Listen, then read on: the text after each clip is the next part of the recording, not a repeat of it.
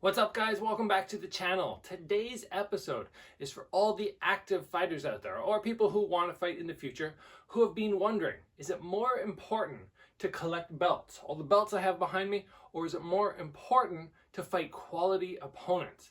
And I want to go through stage by stage, starting at the beginning of your career all the way up to the end where you're hitting the pinnacle of the sport, because this is a question that I asked so many times throughout my career, and I was just wondering, how important are the belts? Is it more important to fight quality opponents? So I think it's something worth talking about. So let's break into the subject by talking about the first couple fights you are ever going to have. And at this stage of your career, it honestly does not really matter, because you're not chasing belts, but you're also not worried about the quality of the opponent. Yes, you don't want to fight somebody who's come off the street and has, a month of training, but you're also not worried about what people think of who you're fighting in the same sense that you will down the road. So when you're first fighting, it's just kind of, you get two guys, maybe around the same amount of training, and that's it. And you go and you win your fight, and everybody goes, that's great. Now, as you move on, let's say we start getting to about 5 or 6 fights. That's when it really starts to matter. Who are you fighting?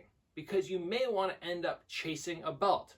But if you go after, let's say, a belt for your country, if I'm going after a Canadian title and I show the promoter or the head of the sanctioning body that I've only fought guys from my little region, and all of them had, maybe a 1-2 record or a 3-6, and they have those mediocre records, they're going to look at you, and I've seen people actually experience this.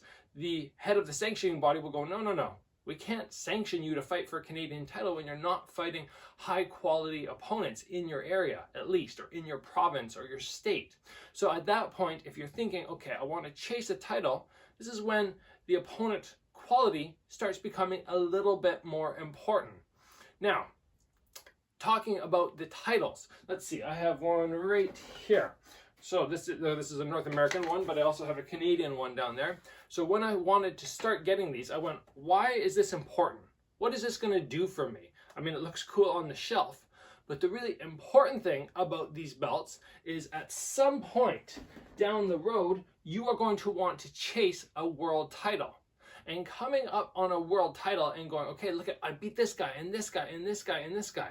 That's great. That's impressive. But it's not the same as saying, oh, I have a Canadian title or a North American title in this existing sanctioning body. That is the credibility you need. It's a very interesting conversation, which is more important. And it really ranges. Belts sometimes are more important, and then opponents other times are more important. But if you're chasing a world title, let's say an amateur world title, it's good to start off, get those quality opponents early on so you can get the local titles, the state titles. And then after that, you have the credibility with that title to say, okay, I want to chase this bigger title. Now, at some point, once you're moving on from amateur and going to pro, you'll go through the same things initially, but then you want to get into, let's say, the UFC or Glory or Bellator or ONE FC. You want to get into one of these big promotions. And all of a sudden, the belts you have don't really hold as much recognition. You want to be able to look at them and say, look, I beat this guy. And when I first got into Glory, when they first looked at me, I think a big reason that they accepted me was not because of this belt. It's a pro world title, that's great. Or this one, same thing. I had both of these before I got into Glory, both world titles, both against good opponents, but that didn't really matter. What mattered was the fact I could say, look, I beat Lerdsila. And they could look up and go, oh, okay, Lerdsila, this guy's legit, and you beat him. Wow. Okay, let's add this guy to our roster. I believe that was the difference. And it's the same thing when you go to UFC. What are they looking at? Are they going to look if you have, 5 whatever titles on your shelf? Are they going to go and say, oh, okay, you beat somebody who used to be in the UFC, who moved on or got let go, but you beat them? They're going to start looking at the quality of your opponents. And that is when it becomes very important to have beaten legit guys. But then again, as soon as we start moving further up and up and up our career, once we've gotten with the big promotions, then belts again become the priority. So it's funny how there's this switch back and forth, back and forth. If I would have gotten with Glory and fought all the guys, I'm like, okay, I fought Mosab, Sergey Adamchuk, Kevin Ross in Bellator. You start listing off some of the bigger name opponents that you fought. People will go, oh, okay, that's cool. But being able to have this on the shelf, or this on the shelf, or the Bellator belt on the shelf, now the belts make all the difference. And it's the same thing in UFC. There are some guys who have fought big names over and over and over. Guys like Nate Diaz, superstar for sure.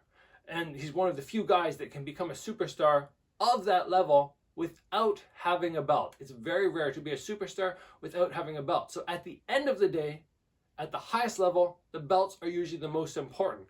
But working your way up, there are points, yes, when having some local belts are very important, but for the most part, it becomes the opponents.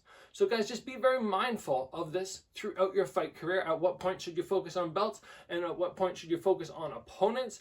I was always chasing this conversation as I was climbing the ranks, trying to figure out what was more important, what was going to help get me to the top, what was going to sort of catapult my name in the kickboxing world. And this is just all stuff I wish I would have known a decade ago, so it would have been that much easier to spring to the top faster. I didn't know, I just did the best I could. Hopefully you guys know now. Hopefully it will help you move your career, your kickboxing, your MMA, whatever career, further and further up faster than it would have been.